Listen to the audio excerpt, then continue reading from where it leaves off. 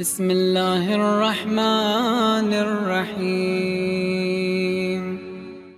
پورے پاکستان میں شیعوں نے کبھی کسی کو تکلیف دی؟ کفر کے فتوے ہمارے اوپر کیوں لگتے ہیں؟ ہم نے آج تک ایک لاشا نہیں گرایا، ہماری مسجدوں میں بم کے پھوڑے جاتے ہیں۔ کبھی سوچو اتنے مسلمان ملک ہیں، ایک ہی ملک سے اتنی دشمنی کیوں کی جا رہی ہے؟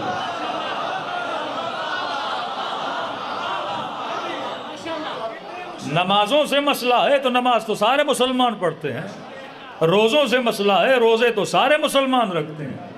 ایک ہی ملک سے دشمنی پوری دنیا لگی ہوئی ہے کہ آج اٹیک ہوگا، کل اٹیک ہوگا، آج حکومت گرے گی، کل حکومت گرے گی۔ وہاں پہ مسئلہ یہ نہیں کہ مسلمان ہیں کہ نہیں ہیں، مسئلہ علی والوں سے ہے، مسئلہ علی والے سے ہے۔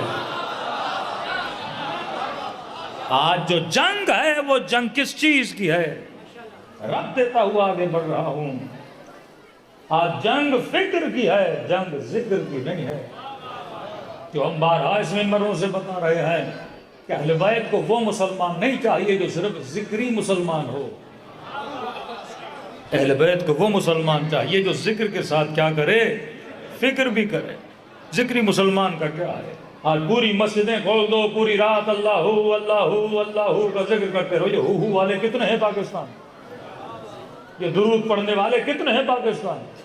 درود پڑھنا ثواب ہے، ذکر خدا کرنا ثواب ہے، لیکن یہ ثواب تجھے فائدہ تب دے گا جب اس ذکر کی فکر بھی اپنی زندگی میں اپناؤ گے۔ بارہا ایک جملہ کہتا ہوں آقا قراتی کا، فرماتے ہیں کہاں یا علی کہنا اور کہاں علی کے ساتھ رہنا۔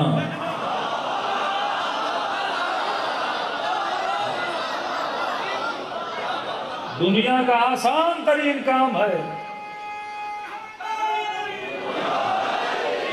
آسان ترین کام ہے ذکر کرنا، اور دنیا کا مشکل ترین کام ہے فکر کرنا۔ دیکھو آپ کے یہاں خدا الحمدللہ مثلا بچے کی پیدائش ہوئی، اللہ نے بیٹا دیا یا بیٹی دی، آپ نے بیٹی کا نام رکھا کنیز فاطمہ، آپ نے بیٹے کا نام رکھا بہادر علی۔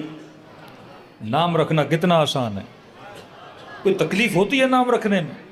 مولانا کیا نام رکھیں؟ بھئی اچھا نام رکھو۔ معصومین نے فرمایا کیا رکھیں؟ کہ بیٹی کا نام رکھتا ہوں کنیز فاطمہ۔ یہ نام ذکر ہے، نام رکھنا آسان ہے۔ ماں کے لیے سب سے مشکل کام ہے اس بیٹی کو سیدہ کی کنیز بنا کے لے۔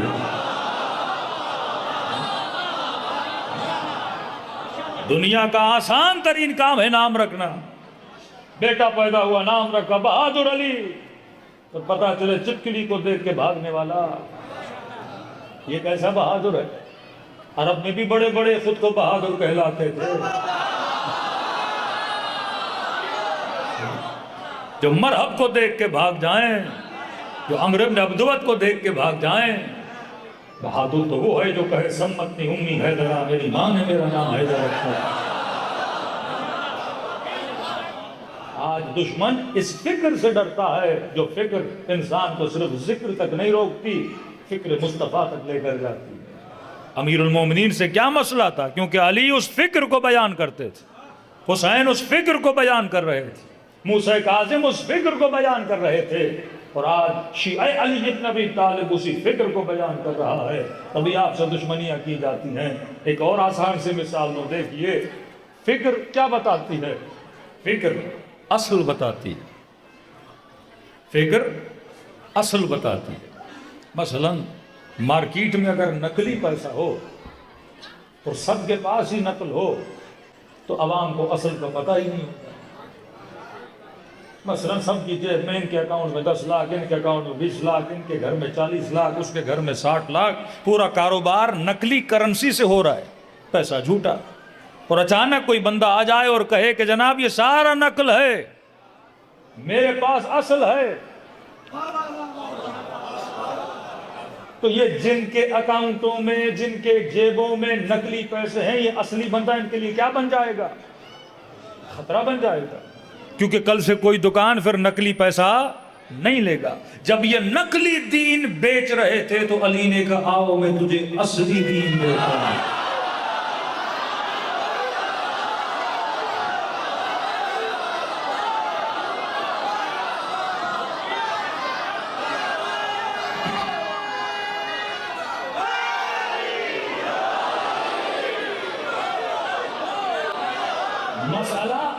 اور نقل کا ہے. تشیع وہ اسلام دیتا ہے جو اصل ہے. آپ نے اپنے بچوں کو امیر المومنین دیا، علی اصل ہے یا نقل؟ بہادری اصل، قصیدے اصل، شجاعت اصل، حسب نسب اصل. اور وہاں جو قصیدے پڑھے جاتے ہیں ان کی بہادری بھی نقلی. کسی جھوٹے کو سچا کہو، سچا بن تو نہیں جاتا. کسی بھگوڑے کو بہادر کہو، بہادر بن تو نہیں آتا. یہاں ہر چیز اصل دی جاتی ہے، وہاں نقل دیا جا رہا ہے. اب جب اصل کو بیان کرو گے نقل کی تو ویلیو ہے ہی نہیں نا. اب لاکھ آپ پہلے بتاؤ میرے پاس ہیرا ہے، ہیرا ہے، ہیرا، ہر بندہ پیچھے ہوگا ہیرا ہیرا ہیرا. اور کل اصلی ہیرا آ گیا تو پھر نقلی ہیرا تو گدھے کی گردن میں بھی باندھو تو ویلیو نہیں ہے. گدھا بھی شاید اس کو برداشت نہ کرے. جب تک علی نہیں یہ چمکتے رہتے ہیں.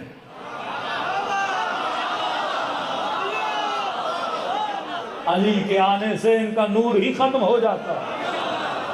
کیونکہ جب قمر بنی ہاشم کو کوئی دیکھے گا تو پھر کسی کا چہرہ چمکتا ہوا نظر نہیں آئے گا. جب یوسف محفل میں بیٹھے گا تو پھر کسی کا حسن یوسف کے سامنے ٹکنے والا نہیں ہے. تبھی دشمنی شیعوں سے کی جاتی ہے، اہل بیت کے چاہنے والوں سے کی جاتی ہے. کیونکہ آپ کیا دیتے ہو؟ اصل دیتے ہو. دلیل دے کر بیان کر رہا ہوں. بہت نادر شادر دیکھا ہوگا آپ نے، کوئی شیعہ بننے کے بعد پھر شیعت کو چھوڑ دے.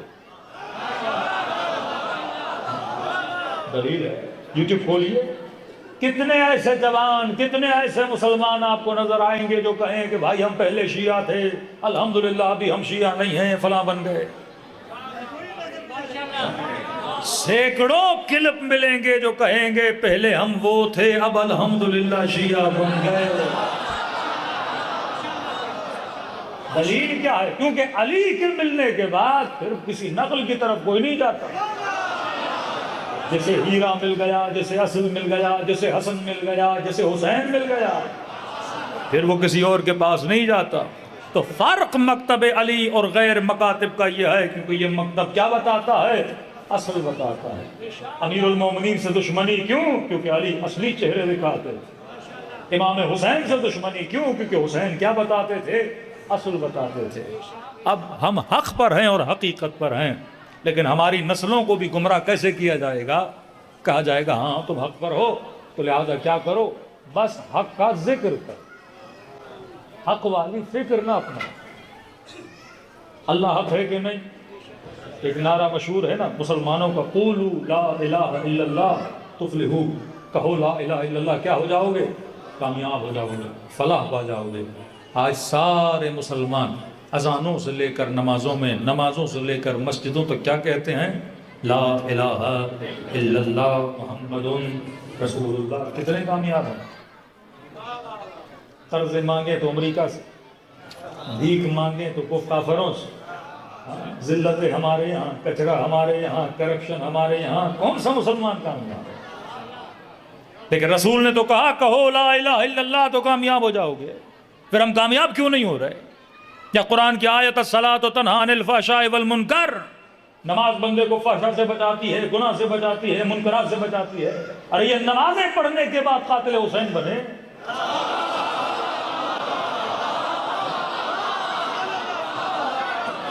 نمازیں پڑھنے کے بعد قاتل سیدہ بنے. پھر قرآن کی آیت کا کیا ہوگا کہ نماز گناہ سے بچاتی ہے. یہ نماز بھی پڑھے پھر شراب بھی پیے، یہ نماز بھی پڑھے پھر گناہ بھی کرے.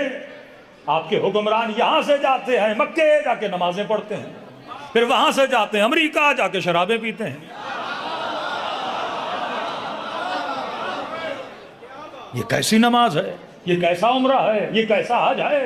ایک طرف یہ بولا جائے کہ نماز پڑھو تو گناہ سے بچو گے، اور خدا کہے کہ نماز پڑھو تو گناہ سے بچو گے. دوسری طرف نماز پڑھنے کے بعد بندہ گناہ کرے.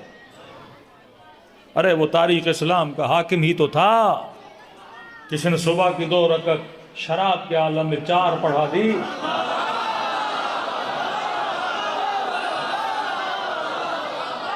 یہ کیسی نماز ہے جو بندہ اللہ کہے کہ گناہ سے بچائے گی؟ جو جمعے کی نماز بدھ کو پڑھا دے، اور امت کے نمازی بدھ کو پڑھ بھی لیں، پھر کیا ہوگا قرآن کا؟ کیونکہ ہم نے صرف قرآن کا ذکر پڑھا، ہم قرآن کی فکر تک نہیں پہنچے۔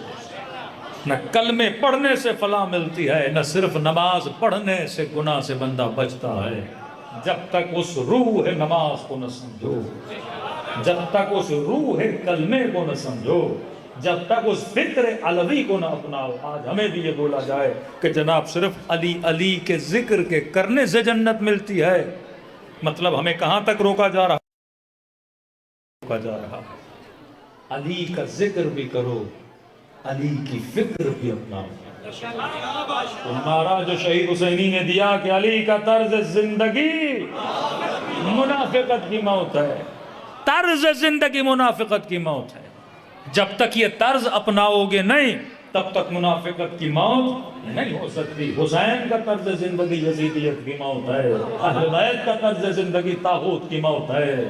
آج یہ طرز زندگی ہے جو بڑے سے بڑے ظالموں کے تختوں کو لرزہ طاری کرا دیتے ہیں، لیکن دشمن کو ذکر سے خطرہ نہیں ہے، دشمن کو فکر سے خطرہ ہے۔ یہ جملہ بہت سال پہلے میں نے کہا تھا کہ ہر مسلمان کو اللہ نے نماز کو واجب کیا، اور نماز میں سورہ حمد کو واجب کیا، اور سورہ حمد میں ایک دعا کو واجب کیا کہ اہدنا الصراط المستقیم، اے خدا مجھے سیدھے راستے پہ چلا۔ ہر مسلمان شیعہ کم از کم 10 مرتبہ، اہل سنت کم از کم 17 مرتبہ یہ دعا کرتے ہیں، اے خدا سیدھا راستہ دکھا، اے خدا سیدھے راستے پہ چلا، اے خدا سیدھے راستے پہ باقی رکھ۔ مطلب جو بندہ نماز پڑھتا ہے وہ یہ دعا کرتا ہوا نظر آتا ہے۔ اب آؤ کربلا کے میدان میں لشکر حسین میں بھی نماز ہو رہی ہے، لشکر یزید میں بھی نماز ہو رہی ہے۔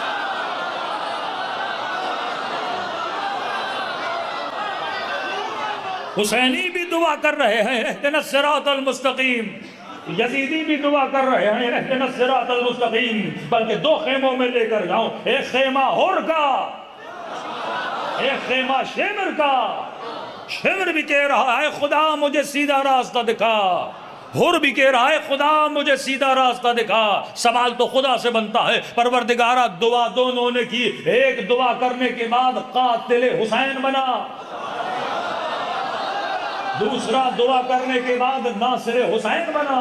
پروردگارہ مسئلہ کیا ہے؟ دعا تو دونوں بندوں نے کی، ایک دعا کرنے کے بعد قاتل بنا، دوسرا دعا کرنے کے بعد ناصر بنا، تو اللہ کی آواز آئے گی ہاں دعا دونوں کر رہے تھے، بس ایک فرق تھا، شمر صرف ذکر کر رہا تھا، اور ذکر بھی کر رہا تھا ساتھ میں فکر بھی کر رہا تھا۔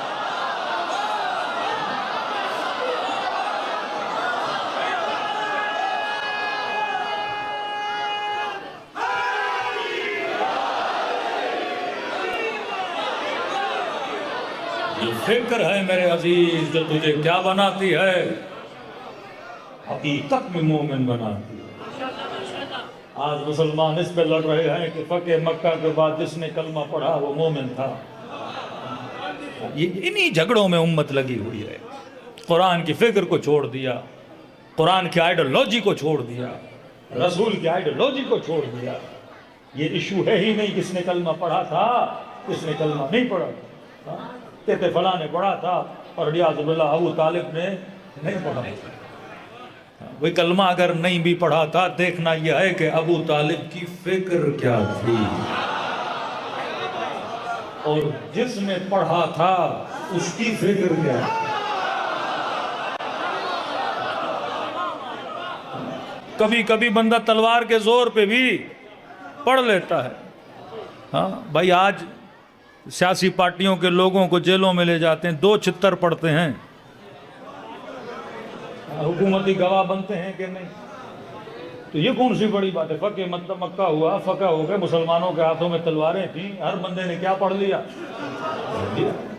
یہاں تو حکومتوں کی حکومتیں ہی بدلا دی جاتی ہیں۔ اصل یہ نہیں کہ اس بندے نے کہا کیا ہے، اصل یہ ہے اس کی فکر کیا ہے۔ پوری حضرت ابو طالب کی زندگی پڑھو گے تو ابو طالب کس کی فکر میں ہے؟ مصطفیٰ کی فکر میں، جو اپنے جگر گوشے کو موت کے بستر پہ سلا دے، جو اپنی پوری دولت مصطفیٰ پہ لگا دے۔ دوسری طرف وہ ہیں جنہوں نے کلمے تو پڑھے لیکن حضرت حمزہ کے جگر کو چبایا۔ کلمے تو پڑھے لیکن رسول کو تکلیفیں دیں، جن کی نسلوں نے نبی کے نواسوں کے گلے کاٹے. دیکھنا چاہیے نا فکر کیا تھی. آج آپ جاننا چاہتے ہو فلاں آدمی اچھا ہے برا ہے، میں کہتا ہوں اچھا ہے برا ہے، اس کی نسلوں کو دیکھو. جو گھر کا ماحول ہوگا ویسے بچے ہوں گے. آؤ علی کے گھر میں، جیسے گھر کا ماحول ویسے بچے. آؤ علی کے گھر میں نسل دیکھو، حسین. آؤ امام حسین کے گھر میں بچے دیکھو علی اکبر. حسن بن علی کے گھر میں لال دیکھو قاسم. علی کے گھر میں آؤ عباس علمدار. یہ بھی تو نسلیں ہیں نا. اور ان کے گھروں میں جاؤ بچے دیکھو یزید.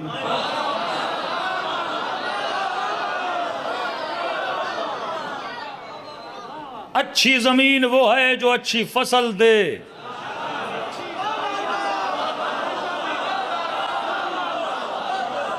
مجھے کسی نے بتایا آپ کے علاقے میں سبزی بڑی اچھی ہوتی ہے.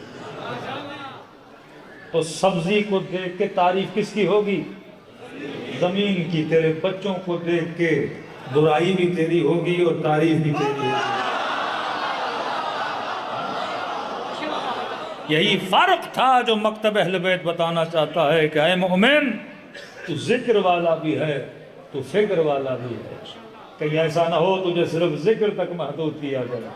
قصیدہ پڑھو شان اہل بیت ہے لیکن ذکر تک محدود نہ رہنا. نعرہ لگاؤ نام علی ہے لیکن صرف نام تک محدود نہ رہنا. نماز پڑھو ذکر خدا ہے لیکن صرف ذکر تک محدود نہ رہنا. ذکر کی منزل سے آگے ایک منزل ہے اور منزل فکر ہے، کیونکہ فکر اصل بتاتی ہے. ذکر سے خالی اصل کا پتہ نہیں لگتا. دیکھو اصل کی ویلیو بڑی ہے. اکثر خواتین سوال کرتی مولانا کیا بیوٹی پارلر کی دکان کھول سکتے ہیں کہ نہیں، بیوٹی پارلر کا کام کر سکتے ہیں کہ نہیں؟ تو تمام مراجع کا فتویٰ ہے اگر بیوٹی پارلر کھولا جائے اور اس میں تدلیس کا کام کیا جائے تو حرام ہے. تدلیس کا مطلب اصل کو چھپایا جائے.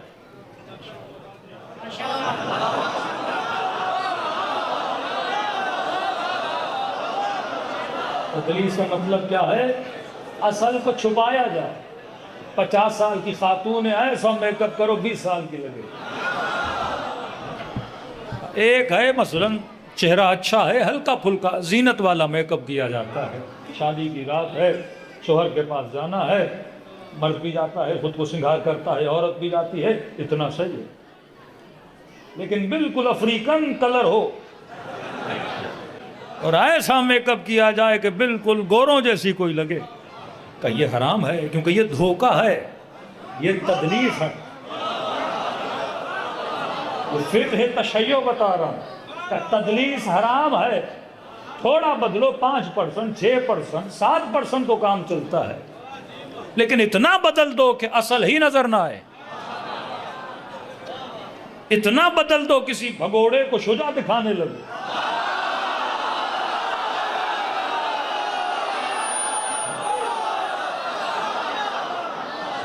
کہا یہ تدلیس ہے.